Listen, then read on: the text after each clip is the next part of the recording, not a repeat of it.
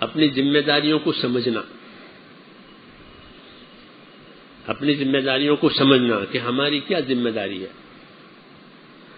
تو میرے دوستو، ہماری ذمہ داری مختلف ہیں۔ ایک ذمہ داری اپنی ذات کو بنانا، جیسے اپنے آپ کو آدمی تندرست رکھتا ہے، خوشحال رکھتا ہے، صاف ستھرا رکھتا ہے، اپنے آپ کو دیندار بنانا، یہ پہلی ذمہ داری۔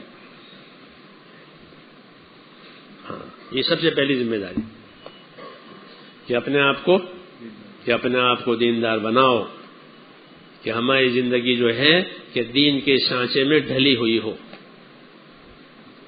ہاں، میری بات سمجھ رہے ہیں؟ دین کے سانچے میں کہ ڈلی ہوئی ہو، جیسا دین ہے ویسی زندگی۔ سانچے کا مطلب یہ ہوتا ہے جیسے نان کھتائی کے سانچے ہوتے ہیں، اس میں نان کھتائی بنتی ہے، ایک ہی سائز کی سب نکلے گی۔ بکری والوں کے نا ایک ہی سائز، سارا کیک ایک ہی سائز کا، اس کو سانچا کہتے ہیں اردو میں۔ تو ہماری زندگی دین کے سانچے میں ڈلی ہوئی، اتنا ایمان بنانا جو ہمیں اللہ کے فرضوں پر کھڑا کرے، اتنا ایمان بنانا کہ جو ہمیں اللہ کے حرام سے بچاوے، اتنا ایمان بنانا جو ہمیں اللہ کے تقاضوں پر تیار کرے۔ یہ ذمہ داری ہے،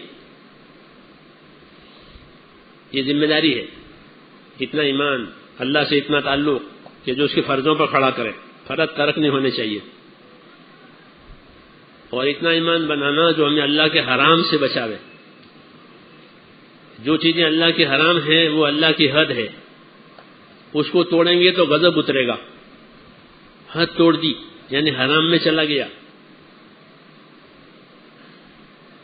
تو حد میں داخل ہو گیا۔ ہر حکومت کے ہاں بارڈر ہے، اس میں کوئی داخل ہو جاوے بڑا گناہ،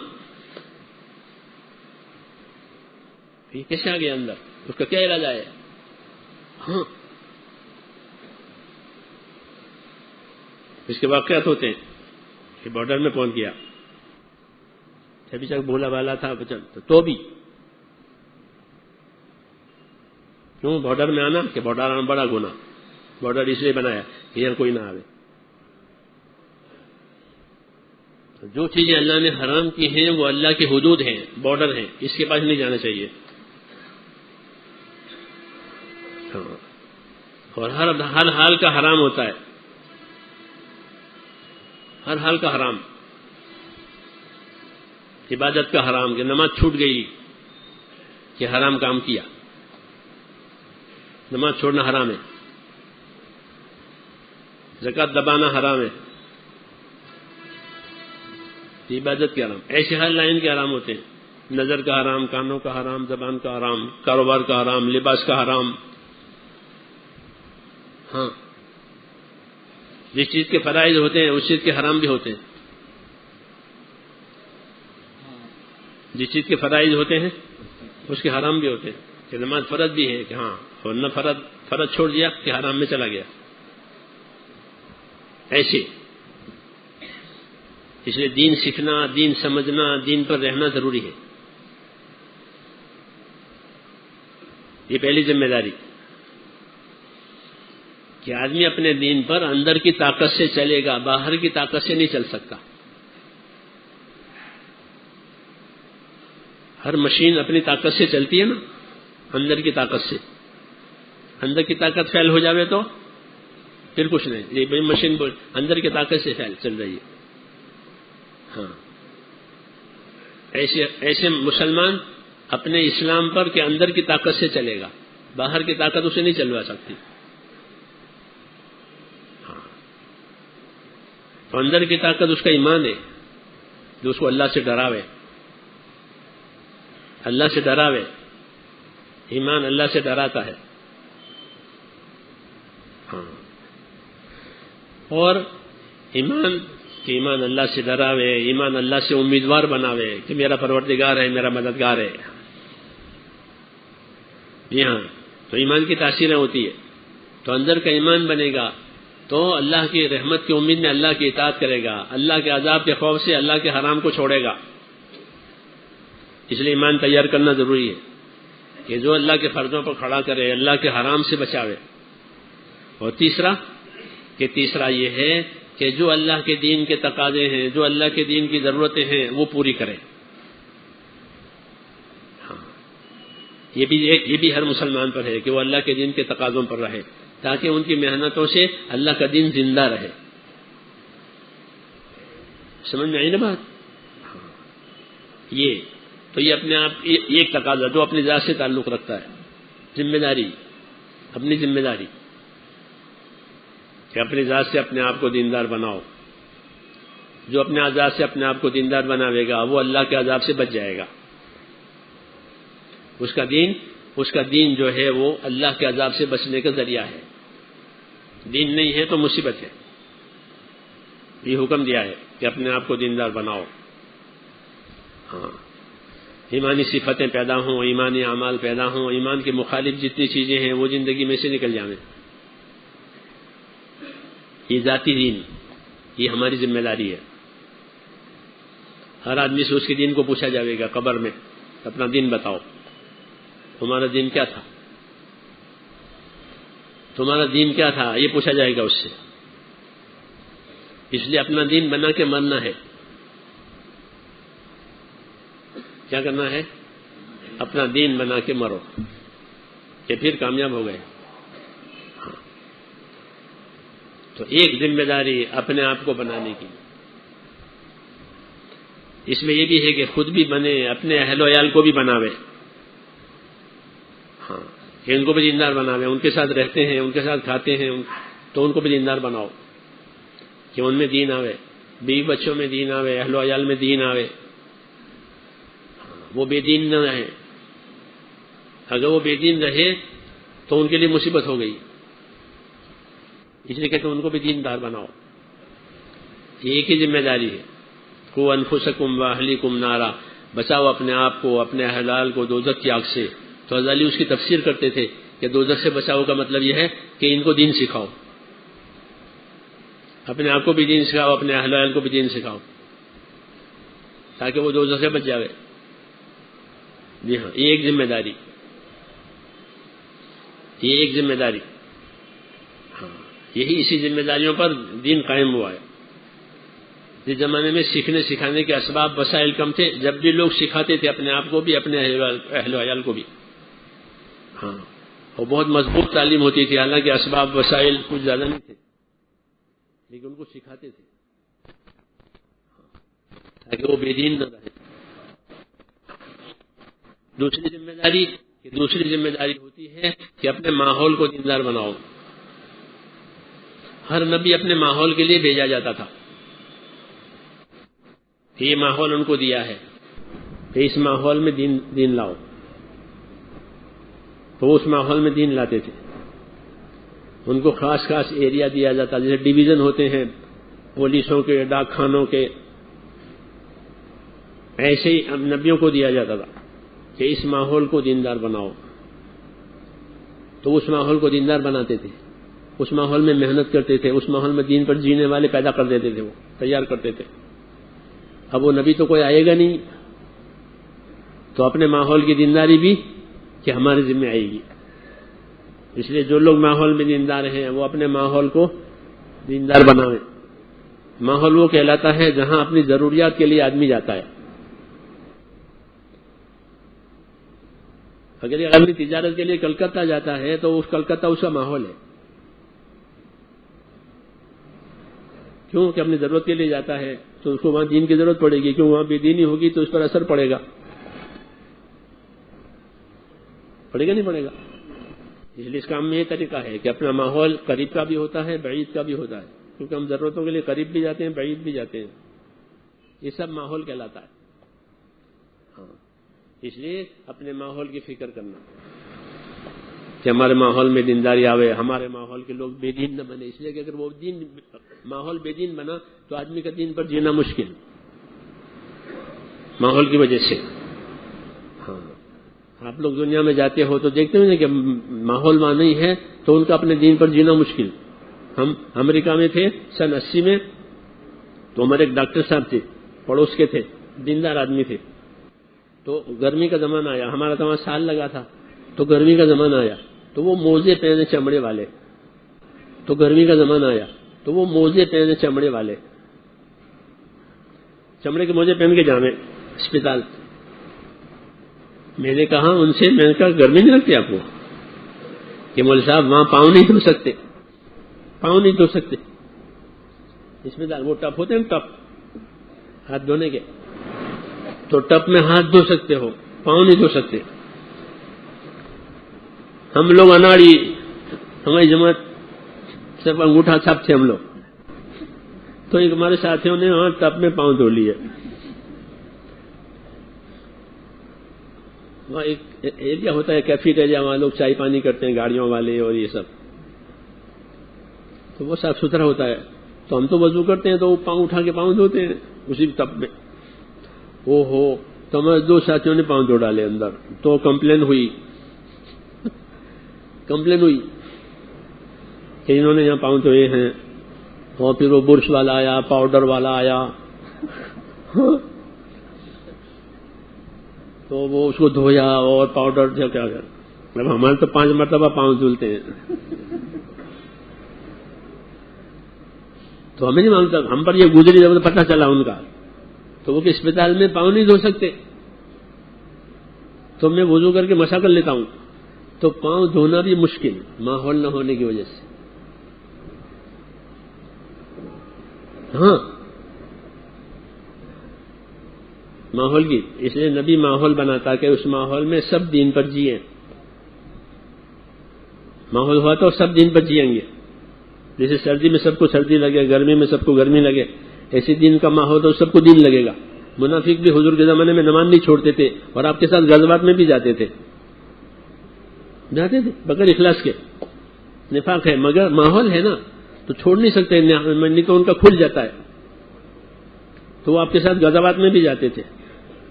ہاں، اور کوئی مال خرچ کرنے کی فرمائش ہوئی تو مال بھی دیتے تھے اور نماز میں بھی آتے تھے، کیوں؟ ماحول ان کو مجبور کر دیتا تھا، اندر نفاق ہے۔ تو ماحول بنانا ہمارے ذمے ہے، اس لیے اپنی دینداری کو حرکت میں لانا ضروری ہے۔ جب حرکت میں دینداری آئے گی تو ماحول بنے گا۔ حرکت کو اور دعوت کو ہر کام کے ساتھ جوڑا گیا ہے، علم دعوت کے ساتھ، ذکر دعوت کے ساتھ، عبادت دعوت کے ساتھ، اخلاق دعوت کے ساتھ، سب چیزیں دعوت کے ساتھ، تاکہ یہ سب چیزیں پھیل جائے۔ جیسے جاری پانی میں کوئی چیز ڈالو تو وہ بہہ جائے گی،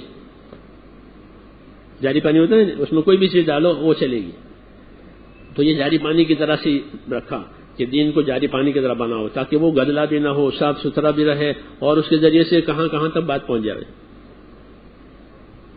اس لیے دین کے ہر کام کو حرکت اور دعوت کے ساتھ جوڑا گیا ہے۔ ہاں، سب چیزوں کو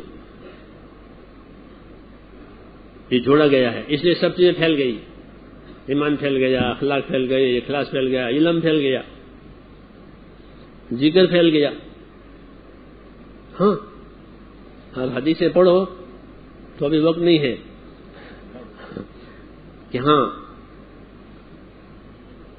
سمجھے نہیں کہ وہ حرکت سے مل گیا۔ ایک چھوٹے سے صحابی تھے، وہ بچپن میں ایمان لائے تھے، تو وہ اپنی جگہ پر رہتے تھے، کہا کہ ہماری جگہ ایسی تھی کہ وہاں پانی کا چشمہ اور پانی تھا، تو آنے جانے والے تمام قافلے اس پانی پر سے گزرتے تھے، تو میں ان سے پوچھتا رہتا تھا، چھوٹے تھے، کیا پوچھتے تھے کہ قرآن پوچھتا تھا ان سے، تو میں نے ان آنے جانے والے قافلوں سے بہت سا قرآن سیکھ لیا۔ لو پانی پر سے قافلے گزر رہے ہیں تو وہ سب قافلے ایمان والوں کے ہوتے تھے، اور میں تو جا نہیں سکا حضور کے پاس، لیکن میں نے ان سے قرآن سیکھا۔ پھر ان کے باپ بھی ایمان لائے، تو حضور صلی اللہ علیہ وسلم نے کہ ابھی اپنی جگہ نماز پڑھو، اور تمہارے اندر جو زیادہ قرآن جاننے والا ہو وہ نماز پڑھاوے۔ تو میں ہی زیادہ قرآن جاننے والا تھا، تو انہوں نے قرآن کہاں سیکھا؟ کوئی مدرسہ تو تھا نہیں، بلکہ آنے جانے والے قافلے جیسے لوگ سامان خریدتے ہیں، بیچتے ہیں، ایسا انہوں نے قرآن لیا۔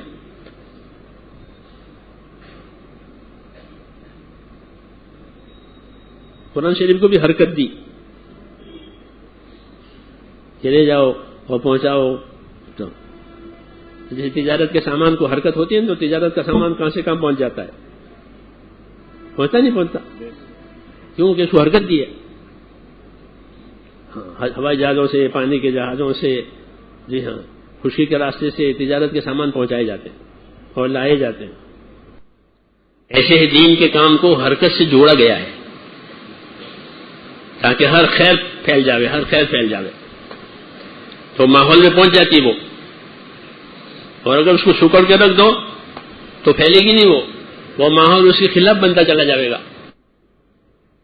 تو اپنے علم پر عمل کرنا مشکل ہو جائے گا. اپنے دین پر چلنا، جیسے میں نے کہا ڈاکٹر صاحب بیچارہ پابند ہو سکتا، ہاں پابند ہے. بزرگوں سے اس کا تعلق تھا، مولانا احمد علی صاحب لاہوری سے ان کا تعلق تھا، ان کے بیٹوں سے. لیکن اب ماحول کہاں کا امریکہ کا. ہاں تو حرکت دینے سے ماحول بنتا ہے، ماحول میں چیز پہنچتی ہے. حضور صلی اللہ علیہ وسلم نے امت کو حرکت دی ہے، امت کو حرکت دی ہے کہ امت اپنا دین کو لے کر حرکت میں آوے. تو حرکت میں آنے کا فائدہ کہ خود اپنے دین پر باقی رہے گی اور دوسروں کو دین مل جائے گا. جسے بیچنے والوں کو نفع ملتا ہے اور خریداروں کو مال ملتا ہے، پھر یہ پھرتے ہیں نا. ہاں تو لوگوں کو مال مل جاتا ہے اور ان کو نفع ملتا ہے. ایسے ہی امت میں تو اس لیے اپنے ماحول کو دیندار بنانا یہ ذمہ داری ہے. ہاں کہ اپنے ماحول کو دیندار بناؤ کہ تمہارے ماحول میں گوشے گوشے میں دین کی ہوا پہنچ جاوے، دین کی روشنی پہنچ جاوے. اس کو مقامی کام کہتے ہیں، مقامی محنت کہتے ہیں. یہ نبیوں کی تھی، مقامی محنت نبیوں کی محنت کا نمونہ ہے کہ ان کو ایک مقام دیا جاتا تھا، یہاں کام کرو، تو وہ اس ماحول کو گرما دیتے تھے اپنی محنت سے. وہ ماحول دیندار بن جاتا تھا. پھر دین والے کامیاب ہو جاتے تھے، جنہوں نے نہیں مانی وہ ہلاک ہو جاتے تھے. ہاں ایسے کام کرتے تھے ایک مدت تک. تو مقامی جو محنت ہے اس کی مشابہت نبوت کی محنت سے ہے. اور تیسری ذمہ داری پورے عالم کی ہے، پورے عالم کی. کہ پورے عالم کی ذمہ داری یہ امت کے ذمہ ہے. جیسے حضور صلی اللہ علیہ وسلم پورے عالم کے لیے ہیں، پورے عالم کے لیے. قل یا ایھا الناس انی رسول اللہ الیکم جمیعا، کہ اے نبی بتا دو، اے لوگو، اے مسلمانوں نہیں، اے عرب نہیں، اے لوگو. تو لوگوں میں سب آ گئے. اے لوگو میں تم سب کی طرف سے اللہ کا بھیجا ہوا رسول ہوں. ہاں تو آپ کو سارے عالم کے لیے، اور امت بھی سارے عالم کے لیے. اخرجت للناس، وہ بھی للناس ہے، یہ بھی للناس ہے، ایک ہی بات. یہ امت بھی پورے عالم کے لیے کہ نبی کی ذمہ داریوں کو سمجھے گی، سیکھے گی اور پورے عالم میں لے جائے گی. پورے عالم میں لے جانا یہ بھی ہماری ذمہ داری ہے. آخری امت ہے، ان کے بعد آخری پیغام ہے. اس کے بعد کوئی امت نہیں ہے، جیسے اس کے بعد کوئی نبی نہیں ہے. اس امت کے بعد کوئی امت نہیں، اور ان کے نبی کے بعد کوئی نبی اپنی دعوت لے کر نہیں آئے گا. ہاں تو یہ آخری ذمہ داری ہماری پورے عالم کی، کہ پورے عالم میں اللہ کی بات چلے. یہ تیسری ذمہ داری ہے. ہاں اور یہ بڑی ذمہ داری ہے. یہ ایسی ذمہ داری ہے کہ اگر عالمی حساب سے کام ہوا تو مقامی کام کو بھی سایہ ملے گا، اور مقامی کام ہوا تو شخصی زندگی کو بھی سایہ ملے گا. جیسے عالمی تجارت چلتی ہے، عالمی تجارت ہے نا، بین الاقوامی انٹرنیشنل تجارت، تو اسے سارے شہروں میں مال آتا ہے، سارے شہروں میں مال جاتا ہے، ہر قسم کا مال. کیوں کہ انٹرنیشنل تجارت کے دروازے کھلے ہیں. اور جب سارے شہروں میں ہر قسم کا مال آئے گا تو ہر آدمی کی ذاتی ضرورت پوری ہو جائے گی. مجھے دوا کی ضرورت ہے کہ دوا یہاں آ رہی باہر سے، مجھے فلاں چیز کی ضرورت ہے کہ وہ بھی باہر سے آ رہی ہے. کیوں؟ تجارت کے دروازے کھل دیے. تو یہ کام تجارت کی طرح سے ہے. اگر تجارت عالمی پیمانے پر کھلی ہوئی ہے تو ہر شہر میں ہر چیز جا سکتی ہے، اور ہر آدمی کو اپنی ضرورت کی ہر چیز مل سکتی ہے. اس لیے اوپر کا درجہ ہے ختم نبوت والی محنت کا. یہ محنت چالو کرو کہ ہر جگہ پورے عالم بات جائے, تو اس کے نیچے جو مقام کی محنت ہے وہ بھی ہو جائے گی, کیونکہ وہاں کام سیکھ کرائیں گے, اپنے مقام پر کریں گے, اپنے مقام پر کام کریں گے تو ہر آدمی کی ذاتی زندگی میں دین آنے کا امکان ہو گیا, کیونکہ وہ ہر آدمی میں محنت کریں گے اپنے مقام پر. یہ ترتیب ہے. تو میں انڈونیشیا گیا تو ان کو اشکال تھا کہ ہندوستان میں اسلام پھیل گیا تو یہاں چلے آئے. ہاں ہوتا ہے نا. شروع پہلی جماعت تھی میری وہ سماٹرا میں 1972 میں, 38 سال ہو گئے. ہم نے ان کو بٹھا کے یہ بات سمجھائی تھی, یہی کہ ختم نبوت کے طرز پر کام کرو گے عالمی تو اس کے نیچے مقامی تقاضے پورے ہوں گے, اور مقامی تقاضے پورے ہوں گے تو شخصی زندگی دیندار ہو جائے گی. پھر تاجر میں تجارت کا دین آئے گا, مزدور میں مزدوری کا دین آئے گا, مالدار میں مالداری کا دین آئے گا. کیوں کہ مقام پر محنت ہو رہی ہے تو ہر ایک کو اپنے ملے گی. جیسے باہر سے چیزیں آتی ہیں تو ہر ایک کو اپنی ضرورت کی چیز مل جاتی ہے, اور تجارت بند ہو جائے تو پھر شارٹیج ہوگا کہ باہر سے مال کی آمد بند ہے تو کیا ہو جائے گا, کہنے کا شارٹیج. اب چیزیں مہنگی ہو جائے گی, ہر ایک کو نہیں ملے گی, خاص لوگوں کو ملے گی کیونکہ بات ایسے ہے. ایسے جب یہ محنت بند ہو جائے گی تو خاص لوگوں کی دینداری رہ جائے گی, عوام بے دین ہو جائیں گے. جیسے عوام کلاش ہو جاتے ہیں, غریب ہو جاتے ہیں, یہ عام لوگوں بے دین ہو جائیں گے. کیوں کہ وہ جو سطح سے اوپر کی اس سے کام بند ہو گیا. ختم نبوت یہ ختم تقاضا یہ ہے کہ سارے عالم کی فکر کر کے سارے عالم میں دین لے جاؤ اپنی جان مال سے. کس سے؟ اپنی جان مال سے. یہ آسان ہے, کسی کے محتاج نہیں ہے. جس کے پاس جتنی طاقت ہے اتنے لگاوے ہے, جس کے پاس جتنی طاقت ہے اتنے لگاوے ہے, تو اللہ ان کو اور دیں گے. جیسے صحابہ نے اپنی طاقت لگائی پھر اللہ نے ان کو دیا. پہلے فقیری آئی, محتاجی آئی, بھوک آئی, پھر وہ بھوک ختم ہو گئی, پھر بہت دیا. ہاں بہت دیا اللہ نے, کہ کوئی تقاضا باقی نہیں رکھا کہ فلاں کام کرے کہ میں کروں گا. طاقت بھی ملی خوب.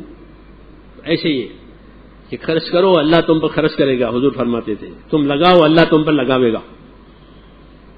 ہاں تو یہ ہے ہماری ترتیب کہ عالمی سطح پر فکر کریں تاکہ ہر گوشے میں نور پہنچ جائے. یہ اصل ہے, حضور صلی اللہ علیہ وسلم کا منصب ہے. یہ پورے عالم کی فکر کرنا, پوری امت کی فکر کرنا. حضور نے قربانی کی بھی بکری کی دی تو پوری امت کو ثواب ہو جائے اس کا کہ یہ بکرا جو ہے یہ میری امت کے لیے. 2 بکرے ذبح کیے, 2 مینڈے حدیثوں میں, 1 مینڈا ذبح کر کے کہ یا اللہ یہ کس کے لیے؟ میری امت کے لیے. تو ہمارے پاس حضور کے مینڈے کا ثواب ہے. ہاں آپ نے ہمارے لیے 1 مینڈا قربان کیا پوری امت کے لیے, ہے نا. حدیثوں میں پڑھنا, علماء سے پوچھو. ہاں تو آپ کی قربانی کا ثواب ہمارے پاس ہے. جی ہاں ہم امت میں ہیں. ایسے آپ کا کام کہ وہ ہر امتی کے ذمہ ہے. خوش نصیب ہے جو اس سطح پر اپنے جان مال کو سوچے کہ اللہ دے گا, اور جو اللہ دے. نبی کی سنت یہ تھی کہ امت کا مال امت کے لیے. حضور کے پاس آتی تھی نا, بہت چیزیں آتی تھی, تو وہ کہاں جاتی تھی؟ کہ امت پر لگا دیتے تھے. یہ نبی کی سنت تھی کہ امت کا مال. آپ کے پاس حجی آتے تھے, نذرانے آتے تھے, ہاں بہت چیزیں آتی تھی. جی ہاں جب آپ کی شان ظاہر ہو گئی پھر بہت دنیا آتی تھی. تو کس کو دیتے تھے؟ عائشہ کو. چلا الماری میں رکھ دو یہ چابی کہ نا. ہاں بلکہ ایک دفعہ عائشہ کو 7 دینار دیے تھے بیماری میں کہ اس کو کسی کو دے دینا, وہ آپ کی بیماری کی وجہ سے دے نہیں سکی. پھر تقاضا ہوا کہ عائشہ وہ دیناروں کو کیا ہوا کہ یا رسول اللہ آپ کی بیماری کی وجہ سے دے نہیں سکی, کیونکہ دے دو. میں اللہ کے پاس اس حال میں جاننا نہیں چاہتا کہ میرے گھر میں دینار ہو. تو امت کا مال امت کے لیے, امت پر لگایا, اللہ کے بندوں پر لگایا. یہ سنت پیغمبر ہے. اس کو ایثار کہتے ہیں. کیا کہتے ہیں؟ ایثار. کہ اپنی ضرورت نہیں دیکھی دوسروں کی دیکھی، اس کو ایثار کہتے ہیں. یہ نہ کہ ایثار سے کام پھیلا ہے، ایثار سے دین پھیلا ہے، ایثار سے لوگ اپنے بنے ہیں. ان کو احسان کیا ہے اور ان سے کچھ نہیں مانگا، اس لیے محبت ہو گئی. تو ہم اپنی جان مال لگاویں گے نا تو لوگ ہم سے محبت کریں گے، پکی بات ہے. دیکھ لینا کہ جہاں جان مال لگاؤ گے وہ آپ سے محبت کریں گے، جہاں جان مال لگا وہ آپ سے محبت کریں گے. ہاں، اس لیے اپنا جان مال لے کر کے پورے عالم کے حساب سے کام کرنا، تو پورے عالم پر ہدایت بھی آئے گی، پورے عالم پر مدد بھی آئے گی اللہ کی. یہ اللہ کے وعدے ہیں. ہاں، اس لیے اپنے کام کو اچھی طرح سمجھنا، گہری نظر سے سمجھنا، تاکہ ہم متاثر نہ ہوں اور اپنا کام کریں. اپنی ذاتی زندگی بھی زنداری بنے، ہمارا ماحول بھی زنداری بنے، اور سارے عالم میں بھی یہ جاوے کہ حضور صلی اللہ علیہ وسلم کی دعوت اور نبوت کہ وہ تو بارش کی طرح سے ہے. بارش کی سب کو ضرورت ہے، کوئی بغیر بارش کے زندہ نہیں رہ سکتا. رہ سکتا ہے؟ ہاں، اللہ تعالیٰ ضابطے سے بارش برساتے ہیں، ہر سال بارش ہوتی ہے، اس لیے بغیر زندہ نہیں رہیں گے. ایسے ہی آپ نے فرمایا میری دعوت، میری نبوت یہ بارش کی طرح سے ہے، سب کی ضرورت کی چیز ہے، لیکن بعضوں کو ہم ضرورت کا پتہ نہیں ہے. اس لیے ان کو پتہ کرنا اور ان کو اس کے لیے طلبگار بنانا، یہ دعوت کی غرض ہے کہ لوگ دین کے طلبگار بنے، پھر وہ دین لیں گے. ہاں، پھر وہ دین حاصل کرنے کی تدبیریں کریں گے. جیسے ایڈورٹائز والے ہیں نا، اپنے ایڈورٹائز سے لوگوں کے دلوں میں اس کی طلب پیدا کراتے ہیں، پھر وہ خود خریدیں گے، ادھر بھی خریدیں گے، قسطوں پر خریدیں گے، سود سے خریدیں گے. کیونکہ طلب ہو گئی، اب وہ مجبور ہیں. ایسے امت میں دین کی طلب پیدا کراؤ تو امت خود دین تلاش کرے گی. ہاں، اللہ نے ان میں صلاحیت رکھی ہے. چاہے ہمارے اندر اہلیت نہ ہو تو بھی کام کرو. مولانا علیہ صاحب فرمایا تمہارے اندر اہلیت نہیں ہے کام کرنے کی تو بھی کام کرو، تمہاری وجہ سے اہلیت والے کھڑے ہو جائیں گے کہ تم نااہل ہو، ناکارے ہو. کہ ہاں بھائی، چاہے ہمارے اندر اہلیت نہ ہو تو بھی کام کرو. مولانا علیہ صاحب فرمایا تمہارے اندر اہلیت نہیں ہے کام کرنے کی تو بھی کام کرو، تمہاری وجہ سے اہلیت والے کھڑے ہو جائیں گے کہ تم نااہل ہو، ناکارے ہو. کہ ہاں بھائی، کہ تب بھی کام کرو، تمہاری وجہ سے صلاحیت والے کھڑے ہو جائیں گے. فرماتے تھے میں بھی نااہل ہوں، کام اس لیے کرتا ہوں کہ اللہ تعالیٰ صلاحیت والوں کو کھڑا کر دے. یہ دائی کی صفت ہوتی ہے کہ وہ اپنے آپ کو کچھ نہیں سمجھتا، تو اللہ تعالیٰ ان کی وجہ سے سب کچھ کر دیتے ہیں. ہاں، اس لیے ارادے کرو کہ انشاءاللہ کام سمجھنا ہے، اپنی ذمہ داری پوری کرنی ہے، ہر حال میں استقامت اخلاص کے ساتھ اللہ سے دعائیں بھی مانگنی ہے، اور جو تقاضے ہمارے سامنے آوے اپنی اپنی ہمت کے مطابق ہاں اللہ پر نظر کر کے اسے پورے کرنے ہیں. یہ بتائیں گے، آپ بتانا کیا کیا ہے وہ، اسے پورے کرو. بھائی ایک نقد تقاضا یہ ہے